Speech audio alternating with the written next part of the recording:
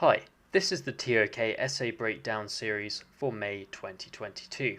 In these videos, I'll be unpacking the key terms and ideas in the title, as well as looking at the question from the perspective of two areas of knowledge.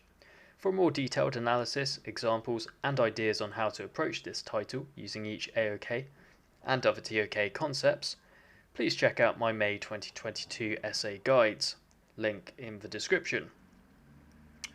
So in this video we'll be looking at title number 6, which is if we conclude that there is some knowledge we should not pursue on ethical grounds, how can we determine the boundaries of acceptable investigation within an area of knowledge? Discuss with reference to two areas of knowledge. So let's look at some details about this question. Now, we can find examples of problematic knowledge across the different areas of knowledge, from research into biochemical weapons to immoral psychological experiments. Now, aside from the nature of knowledge itself, the way in which we go about seeking it also has significant ethical implications. After all, in certain cases, is it not so much the knowledge itself that is ethically problematic, but the way in which it is being pursued? Now, the question asks us specifically how we can know where to draw this line. Should we, for example, desist from pursuing knowledge which would result in a significant degree of real-world harm, or violate some other ethical principle? First thing we need to do is look at our key terms. Now, the first key term I have picked out is ethical grounds, which we could define as being the moral basis for doing or not doing something. Now, this could include, as I previously mentioned, avoiding real-world harm, which could encompass anything from physical violence to discrimination. The second important term would be the boundaries of acceptable investigation, which we can view as the limits put on the methodology of knowledge acquisition, or indeed the types of topics which can be explored. The first AOK I have chosen is the natural sciences. Now, certain types of scientific knowledge and the way in which they are attained may be considered ethically problematic in nature. Now, there are some very clearly obvious examples of this throughout history. For example, Japan's Unit 731, which conducted highly unethical, to say the least, biochemical warfare research during the first half of the 20th century.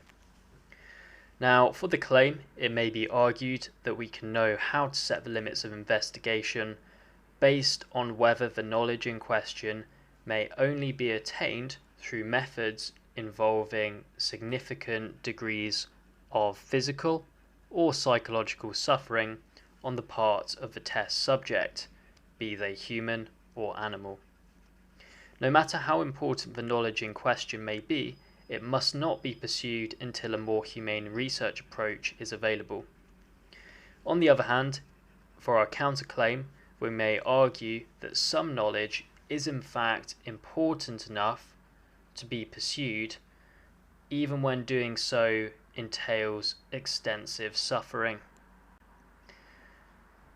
A recent example of this we can draw is the development of the COVID-19 vaccinations, which of course involved testing on animals.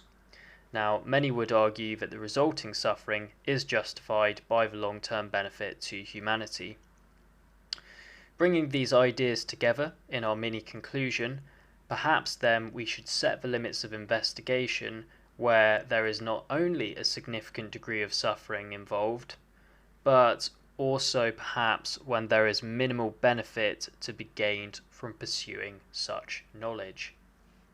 For the second AOK, I have chosen history.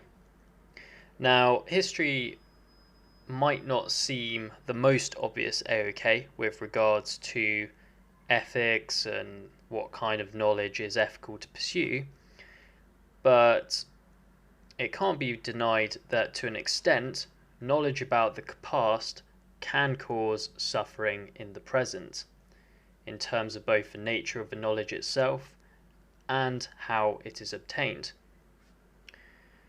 Take, for example, the interviewing of survivors of past atrocities. Such a process can exacerbate their painful memories of the events. For our claim, perhaps we can define unacceptable historical investigation as that which is concerned with those sensitive research topics which may potentially yield knowledge leading to real-world violence and/or discrimination. As a counterclaim to this, however, we may argue that choosing not to explore contentious topics could in fact be even more problematic than actually delving into them. After all, suppressing or disregarding such knowledge may even lead to the associated immoral actions being repeated.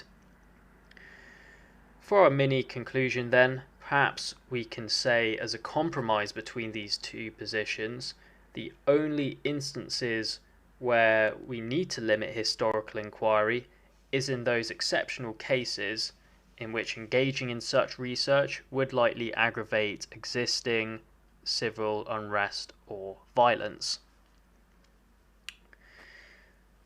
For essay guides and personal feedback, feel free to check out my website, toksayhelp.com, and if you would like me to cover another title, then please leave a comment below.